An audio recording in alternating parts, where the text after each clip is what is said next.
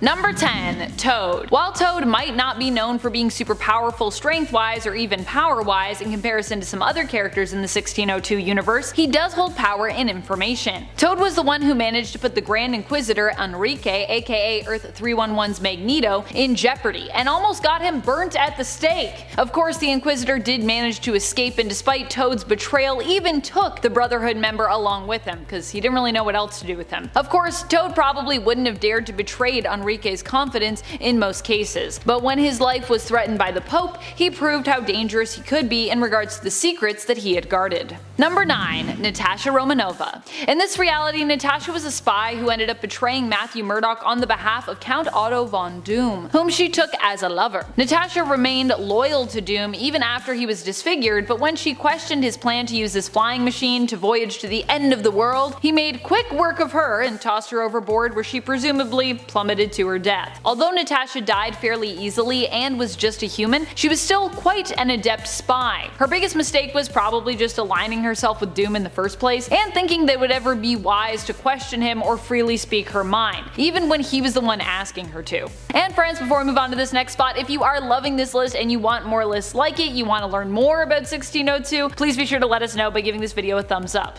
I want to tell you more about 1602, so do that thing. Number 8. Lizard. The Lizard is the Earth 311 counterpart of the villain with the same name from Earth 616. He was once the philosopher Curtis Connors, who ended up contracting the bubonic plague. Connors attempted to cure himself with a concoction made in part out of dinosaur eggs. Kind of an interesting ingredient to be like, maybe this will fix it, but hey. Despite curing him, the cure he'd made also caused him to transform into a giant raptor. Oh yeah, did I also mention that there are dinosaurs in the reality of 1602? Because, yeah, there be dinosaurs here. Probably meant to exist as a version of the Savage Lands of Earth 616. Connor still had his mind after this transformation, but appearing as a monster, allied himself with another who had suffered a similar transformation, Baron Victor Octavius. Lizard was sent after the Spider, and while attempting to capture him, killed the assassin Bullseye, who was attempting to kill the Spider for his own master. Number 7. Medusa. Medusa in this reality is not a hero, but is known as a villain. She was a member of the Four who are frightful, as she kind of was in the main continuity as well for a time. Medusa, instead of being an inhuman, was simply a Gorgon who turned men to stone with her gaze. She was the paramour of Wizard, her fellow teammate. However, she accidentally turned him to stone when her veil was torn off by him by accident. I feel like being in a relationship with a Gorgon would be challenging for this very reason, because you'd have to be really careful about not looking into their face or catching their gaze. And that's of course what the protective veil was for, but in the end, having it obviously did not save the wizard, so you can wear a protective veil, but sometimes it might accidentally get ripped away. Number 6. Baron Victor Octavius. I love this alternate for Doc Ock. I seriously love it. It's so cool, it looks cool, it's unique. Baron Victor Octavius, like Curtis Connors, also suffered from the bubonic plague. In an attempt to cure himself, he created a concoction using octopi blood, also a strange ingredient, but I digress, which also ended up working but slowly transformed him into a hybrid octopus-like creature. Because the transformation from man to octopus was happening gradually, Octavius hoped to revert the process and find a cure. When he learned of the Spider, he set out to have him captured, as he figured he might be the cure, or more, the cure might be in his blood. It's kind of Morbius? Mobius? Man, which one is the vampire one? No, Mobius is DC, and Marvel, because there's Agent Mobius. Morbius is the vampire one. It's kind of like a Morbius thing actually, because I think Morbius also believed for a time that the cure was in like Peter Parker's blood for his own disease. But he ended up going after the Spider after he had already run mad experiments on captured humans and Witchbreed. Witchbreed are actually Earth 311's version of mutants, in case you didn't know. In the end, Victor would fully transform and believe that he had actually evolved into something more superior, embracing his new form. I think he went a little crazy. However, this was short-lived, as he ended up defeated by one of his scientists, Henri Lepim, who rebelled against him while in his giant form, squashing Octo Octavius with his ginormous foot. What a way to go. Ugh. Number 5. Master Osborne. While Norman Osborn in this reality more hunted for powers than possessed them, he still had his sharp wit and his conniving ways, which granted him more power than you might think in the 1602 reality of Earth 311. Osborn initially allied himself with King James in an attempt to try and discover First Nations people's source of power. Fortunately, he would not find it, but this would not stop him from trying time and time again. Even when it seemed as though Master Osborn had been defeated, he would find a way to rebuild his reputation or escape punishment, and come back usually even more determined to secure what he believed the First Nations folks of the Americas were hiding. He was the one who killed Virginia Dare and would go on to unsurprisingly become the nemesis of Spider-Man, aka the Spider as he was known in this reality. Number 4. Emperor Numenor. While Namor is generally given anti-hero or even hero status on Earth 616, also he's definitely played the role of villain as well in the reality of 616 before, so there's that. In the 1602 reality, Namor is Emperor Numenor, the ruler of the city of the gods, known as Bensalem, that exists beyond the edge of the world. He plotted to steal away both Sue Storm and Jonathan Storm of the Four from the Fantastic to serve as both his and his cousin Rita's consorts. However, his plan to do so failed, and he ended up being double-crossed by his co-conspirator, Count Doom, which is usually how it goes for Namor in 616. The death of Namor also caused the destruction of Bensalem, which was tied to his lifeblood. Numenor not only possesses the abilities, strength, and durability of his 616 counterpart, but he also of course rules the powerful and mysterious Bensalem on Earth 311, which itself is advanced and holds a lot of power. Number 3. Purple Man. While Kilgrave is not really a villain within the alternate reality of Earth 311, he is the one that actually created this alternate universe. He hails from the alternate reality of Earth 460, where he became the president for life. Captain America of Earth 460, however, refused to accept Purple Man's presidency, continuing the fight for democracy, and in so doing had himself thrown back into the past by Purple Man. Purple Man didn't want any reason for people to basically rally around Captain America's cause, and decided the best way to get rid of him and destroy any rebellion would be to place Captain America into the past, as opposed to killing him in that present day and likely making him a martyr for others to rally around. In so doing, Purple Man actually created the reality of Earth 311, and Marvel heroes and villains surfaced years before they were meant to, appearing in 1602 on Earth instead of later in the 1940s and beyond. Number 2. Count Otto von Doom. Doom is always powerful, no matter what reality we're talking about, though in the 1602 universe he is also powerfully good at messing things up. Case in point, he ends up hunting for a powerful artifact that he intends to steal from the Knights Templar. When he manages to kidnap the old man Donnell and the artifact, he ends up being bamboozled into believing the artifact is a golden sphere, when in reality this item is actually a bomb, not the artifact. Doom attempts to use the artifact, only to discover it is a bomb when it blows up right in front of him, leaving him disfigured. Seeking a cure, he ventures to a city at the end of the world, the home of Namor, or Emperor Numenor here, known as Bensalem, and in attempting to conquer this city, ends up destroying it instead. Oops. Number 1. Enchantress, aka the Faustian Queen, or the Fairy Queen. Enchantress used Kip Marlowe's play Dr. Faustus to make citizens believe in demons, and seek them out to make deals with them, i.e. her. When they did such, Enchantress would appear before them as whatever they expected to see or desired to see, and would make bargains with said people. After making a deal with her, however, the unsuspecting victim would also be left with a little piece of her inside them, which would cause them to transform into a demon-like creature known as a Faustian. Angela the Witch Hunter and her love Sarah ended up hunting down these Faustians, and as such were made to do battle with Enchantress. Despite her great power, Angela was able to defeat Enchantress, but in so doing became cursed with said power, and herself became the new Faustian Queen. Number 10. Clock King Number 2. Clock King the Second? There have been a few Clock Kings over the years, and even in fact 2 Clock Kings the Seconds. There's been 2 of those, if you can believe that. The one we're talking about here, however, is the Clock King who is associated with the Terror Titans. This DC villain wasn't necessarily from the future, but did have precognitive abilities that linked him to the future. He could see close to 5 seconds in the future if you're rounding up. He would use his precognitive abilities to predict his enemies' moves and reactions, making him a fairly formidable villain, at least in comparison to some of the other Clock Kings who are really just guys obsessed with clocks and time. Number 9. New 52 Clock King. Yep, we never get to talk about Clock King, which means you know I'm gonna try and shine a spotlight on him here.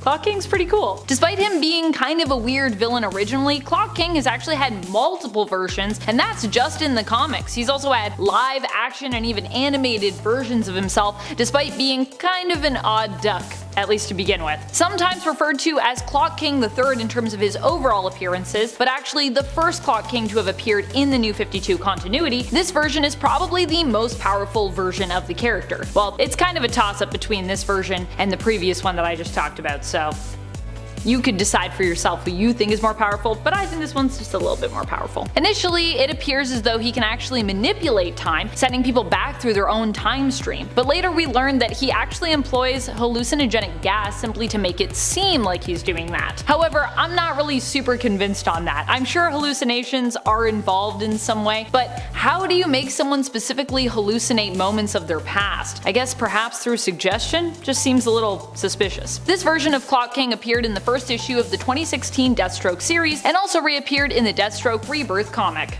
Basically, if you're a villain and you face off with Deathstroke, I feel like you're pretty cool, and I feel like you deserve a place on a powerful list. And friends, before we move on to this next spot, if you are loving this list and you want more lists like it where we talk about cool time-traveling future villains, be sure to let us know by giving this video a thumbs up. Number 8. Magistrate. Initially, the Magistrate was thought of as a figurehead for some dark and sinister organization prior to Future State comics being released and based on the synopses that we got for that event / comic line. However, once we finally got into the future state of Gotham and got the comics, we learned that Magistrate was actually more a paramilitary force which had taken hold over Gotham. And now in the current run of Batman, it's made to seem like the Magistrate was actually a program launched by Simon Saint to help Gotham fight against crime and masked vigilantes, good or bad alike. Either way, the Magistrate is definitely a frightening antagonist, especially in the sense that it's not one that you can directly hit, as it's not a physical character, but more of an idea or concept that needs to be dismantled.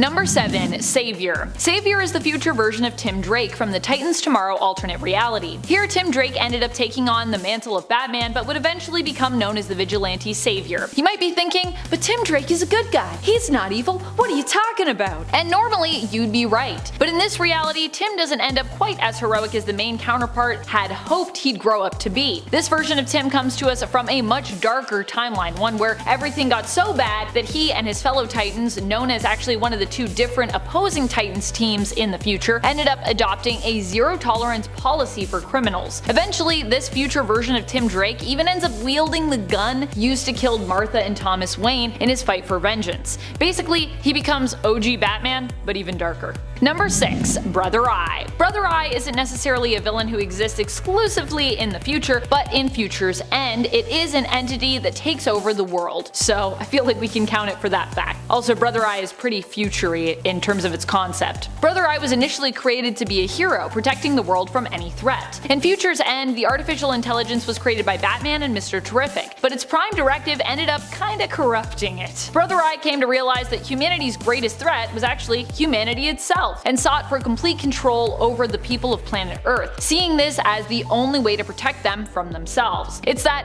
age-old AI warning story. Be careful what you wish for, or one day AI technology may just rise up and realize how awful you really are and either hold you prisoner for the rest of your life or just kill you. You know the one. Number 5. Zoom. Zoom might not be a villain who is from the future, but he is a villain who could potentially access it and who has gone back to the past, therefore being from the future at that point, to mess about with Wally West's life. Hunter Zolomon was once a good friend and colleague of Wally West's. He had a rough life, and after Wally refused to help him by going back in time and reversing a severe injury of Hunter's, he'd lost the ability to walk and was basically now confined to a wheelchair. Hunter decided he needed to step up and help Wally become the hero he was meant to be. Hunter actually has twisted but ultimately altruistic intentions at heart. His goal is to make Wally's life miserable and give him a more tragic backstory so that Wally would end up being a better hero in the future, more inclined to help other people with their problems because he would understand them better. Of course, the reason the Flash did not decide to help Hunter is because he knew how dangerous messing with the time stream was. He was like, we can't just do that. But to Hunter, who had suffered throughout his life, he didn't see that as the real reason behind Wally wouldn't help. He was like, nah, that's not what it is, it's just you don't get it. Let me go make your life miserable and then you'll get it. You're welcome. Number 4. Savitar from the Arrowverse. This villain is actually a time remnant of Barry Allen and is a combination of the comic book versions of Savitar and Future Flash. Savitar is what ends up happening to Barry Allen if he decides to go down a much darker path. Being spurned by his friends, Team Flash, he instead sets out to become the very thing that ruined his own life. He becomes obsessed with power and aims to become a god. Savitar looks super futuristic and could be considered to be even more powerful than the main continuity version of Barry Allen from CW's The Flash. Savitar also possesses the artifact known as the Philosopher's Stone, made out of pure Speed Force energy. The Philosopher's Stone grants Savitar additional powers and rule over alterations made to reality. With it, he additionally becomes a powerful telepath. Number 3. Monarch. Monarch was actually revealed to be Hawk of Hawk and Dove, aka Hank Hall. But before we knew that, we simply knew Monarch as a tyrant ruling in a futuristic post-apocalyptic world. It turned out the death of Dove was what had prompted him to turn villain. Though, surprise surprise, Hank would later learn it was him himself from the future as Monarch who was responsible for killing Dove in the past. Gasp. Hawk would eventually go on to take up another villainous mantle, becoming known as Extant. As Extant, or Extant, Hank would team up with former Green Lantern Hal Jordan, now known as Parallax, during the events of Zero Hour. So yeah, pretty mega bad. Hal and Hank together plan to manipulate time in order to alter reality, making it as they wanted it to be. You know, if you're doing that, you're probably in the wrong. Number 2. Reverse Flash. One of the most powerful villains out there when it comes to villains from the future is Reverse Flash, aka Eobard Thawne. This villain has found a special kind of way to torment his arch nemesis Barry Allen, and even hurt him so much that Barry at one point killed him out of fear of what he would do to those that he loved. That's how much Reverse Flash had messed him up. We'd also learn later on that Eobard was responsible for one of the most tragic and pivotal moments in Barry's life, the death of his mom, Nora Allen. Many people for years believed it was Barry's father who had committed the crime, causing even more grief for young Barry and his family throughout his life. Number 1. Time Trapper. He's a time trap. Or she, depending on which story you're reading in regards to this character's true identity. Multiple true identities over here. Time Trapper has been implied to be a few different people when it comes to their true identity. One of the more notable folks who has been the implied true identity of the villain is Superboy Prime. If that was true, or I guess when that was true perhaps I should say, then that would make Time Trapper pretty crazy powerful, both strength-wise and of course power-wise as well. The Time Trapper throughout the years has been shown to have crazy control over time. They can block time travel, manipulate someone else's time stream, aging them prematurely for example, and can even take entire planets out of time, slicing pieces of that time off to capture them for their own use. It's been theorized by Brainiac 5 that what Time Trapper really may be is a sentient alternate timeline, forever in a constant battle or struggle with the main one. Number 10. Kraven the Hunter. Kraven on Earth 1610 is actually the star of a show, following him as he hunts down dangerous and exotic animals. He planned on hunting Spider-Man to improve his show's ratings, but was exposed as a fraud when Spider-Man handily defeated him with one punch. Obsessed with getting revenge on Spider-Man for costing him his reputation, his job, and apparently his wife, Kraven experimented on himself, transforming himself into a lion-like monster. Eventually, he would go on to join the Sinister Six and continue to try to fight and kill Spider-Man. Kraven is a skilled tracker, and after his experimentation had superhuman levels of strength, speed, and endurance, becoming a much more fearsome opponent. Much more fearsome. Number 9. Prowler. Prowler is an interesting villain because when Miles Morales was moved over to Earth 616 after the destruction of Earth 1610 and the amalgamation of the Marvel Universe into Battleworld, Aaron Davis, Miles' uncle, also survived. Aaron Davis used to be partners in crime with Miles' father, his brother, Jefferson. But after the birth of his son, Jefferson decided to go on the straight and narrow, while Aaron continued on with his criminal activities. Initially, Aaron died in Earth 1610 after attempting to blackmail and then kill his nephew, knowing of his true identity as Spider-Man. However, he also found himself returned to life when Miles was moved over to Earth 616. He woke up in bed as though his death had never happened. He would end up becoming a criminal again, recruiting the Sinister Six and fighting against his nephew once more. His antagonism would actually inspire the formation of the Champions. Eventually though, Aaron would attempt to also give up his criminal ways, being convinced by his nephew that he could do better. And friends, if you love villains as much as I love villains, please show that love by giving this video a thumbs up. Seriously, when you hit that thumbs up or when you click the subscribe, it really does help us out, so thank you for doing it. Number 8, Black Widow. Black Widow was almost one of the most successful villains around. She played the role of hero so well, no one saw her betrayal coming, not even her fiance Tony Stark. Yep, in this world, Iron Man and Black Widow end up romantically together. However, it's later revealed that this was all part of Black Widow's plan, to betray the Avengers and steal Stark's fortune. Mwahaha.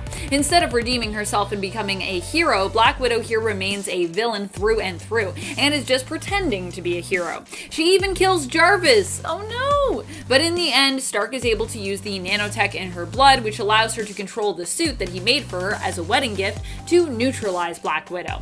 Though not in time to save Jarvis, sadly. Black Widow would get hers in the end when Hawkeye found out where she was being kept and killed her as revenge for her orchestrating the death of his family and his own capture and torture. Yeah, Black Widow is really bad in the Ultimate Universe. Number 7, Colonel. The Colonel was Abdul al-Rahman. He was a super soldier just like Captain America and was actually a hero to his own nation. He was part of the Liberators, the same group of villains that Black Widow was allied with.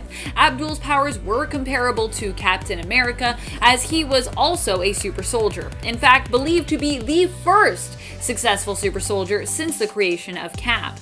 The Liberators were considered a group of villains by the Ultimates and the USA, but were in reality a multinational group of superpowered beings who banded together in their hopes to even the playing field for the rest of the world by destroying the Ultimates. The depiction of these villains was extremely political, problematic, and even at times racist. But if you consider his motivations and his backstory, Abdul was actually a pretty cool character. To add likely to his evil but badass appearance, he also fought with what appeared to be a double-bladed, well, a lightsaber. Energy blades, I think they're called, that looked very similar to Darth Maul's. Because, you know, Darth Maul's a bad guy, so how do we make Abdul look like a bad guy? Give him the same thing that Darth Maul fights with. What is happening? It's the Star Wars Marvel superhero crossover that none of us necessarily asked for, but there you go. Number 6, Gregory Stark. Gregory Stark is the twin brother of Tony Stark. He has less morals than his brother and is a more focused intellectual.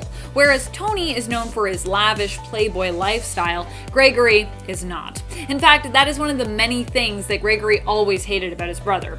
He is the older twin, being born 20 minutes before Tony, and is not only more amoral, but is also more intelligent than his brother.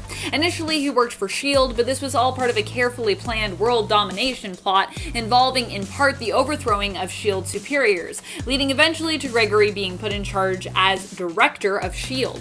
Eventually, the Ultimates would learn of his plot and turn on him, defeating and killing him after the nanites in his bloodstream were disabled by his own brother, Tony. Number 5, Modi Thorson. Modi is the son of Thor and Hela. Don't worry, in Ultimates they're not related. Not brother and sister, nor uncle and niece. Still, it's kind of icky to imagine, but Thor was forced to sleep with Hela in order to give her a child, so that in exchange she would return him to Earth so that he could be with Valkyrie. Of course, this didn't end up working out exactly as Thor had planned, because Valkyrie ended up dying and then Thor ended up coming back, so they didn't really get to be together, but hey, good try. When Modi was a child, Thor locked him away for his own protection, but gave him Mjolnir so that he'd be able to escape when he was worthy. After escaping the room he was locked up in, now fully grown, Modi ended up using the Mind Gem to bend others to his will. His plan was to destroy the US and basically rebuild Asgard out of its charred remains, because at this point in time Asgard had fallen, there was no Asgard. Modi even managed to bend his father to his will, but was not successful in controlling the mind of Captain America. In the end, Thor broke free of his son's will and killed him. Number 4, Green Goblin. Of course, Norman Osborn needs to be near the top on this list because, well, he's Norman Osborn. But in the reality of Earth 1610, he's actually even more fearsome than his 616 counterpart. Norman got his powers after learning of the creation of Spider-Man through an Oz formula infected spider. Believing that it was the combination of the Oz formula and spider DNA that granted those spider-like abilities, Norman theorized that combining the Oz formula with his own DNA should just transform him into a more superior version of himself. Unfortunately, it didn't quite work out how he planned, and instead, Norman found himself transformed into a demon-like version of himself. This version of Norman comes with super strength, speed, durability, and is virtually indestructible and immortal, in a way that's similar to the Hulk. Every time he dies, Osborn claims he is resurrected. Osborn would also eventually make his way to the universe of Earth 616. But how did he get there? Number 3, Ultimatum. Ultimatum is like the evil version of Miles Morales, but is actually the main continuity version of that character. While he isn't originally from Earth 1610, instead hailing from the Prime Universe of Earth 616, Miles Morales did spend a good amount of time living on Earth 1610. And I mean, his current villain name is Ultimatum, so I feel like he kind of earned a place on our list. Miles was the one responsible for bringing the 1610 version of Norman Osborn to Earth 616, who works for him as his lackey, hence why Ultimatum is higher up on this list. Ultimatum himself doesn't have any superpowers, but does have quite a bit of influence, being an ally of Earth 616's Kingpin originally, and also possesses knowledge of the multiverse. I keep pointing to my head for knowledge. It's just like, yes, Amanda, we know this is where your brain is. We know. Ultimatum also has a pretty sweet suit. Like a supervillain suit, not like a tailored suit.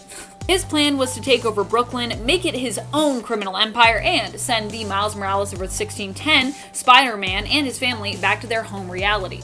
Fortunately, his plan fell apart in issue 19 of Miles Morales Spider-Man, when he found out he was unable to capture Spider-Man's parents. They're not easy to capture, so I love that he was like, this will work fine.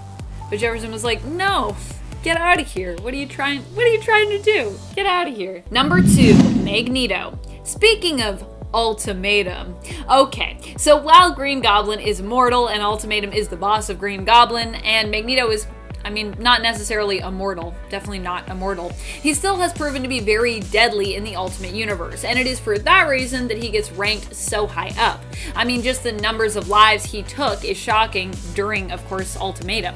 Magneto killed Professor Xavier and other notable mutant heroes who stood in his way. He killed millions of people worldwide before S.H.I.E.L.D. and the X-Men were able to finally track him down and put a stop to it. Magneto then learned that his beliefs about mutant kind were wrong, and that mutants were created from the hereditary genes passed on from the super soldier serum. They weren't like divine in any way. This broke Magneto, destroying everything he had built his cause around, making him question everything he had done, as he should. In the end, Cyclops killed Magneto, vaporizing him with a powerful optic blast. See? Not immortal. Number 1, the Maker. Likely one of the most powerful and brilliant villains to come out of the Ultimate Universe. Jonathan Hickman, if you're watching this, you know what I'm talking about. The Maker is also a fan favorite among comic book writers and readers, so it's easy to understand how he ends up accomplishing so much and becoming so gifted. When we like a character, we want them to do well. When we like a villain, we want them to do bad. Do bad things. To other people, that is. And the Maker in that way does not disappoint us. Initially, the Maker was known as Mr. Fantastic. He is the reimagining of Reed Richards if he were to turn to a life of villainy instead, which ends up happening after the Fantastic Four falls apart. Much of his power comes from his genius intellect and his fiercely and horrifically loyal dedication to the pursuit of knowledge and science. The Maker has his own modified symbiote, is virtually immortal, possesses a genius intellect, and still has his stretching powers. And he's done a lot of stuff. It's pretty crazy.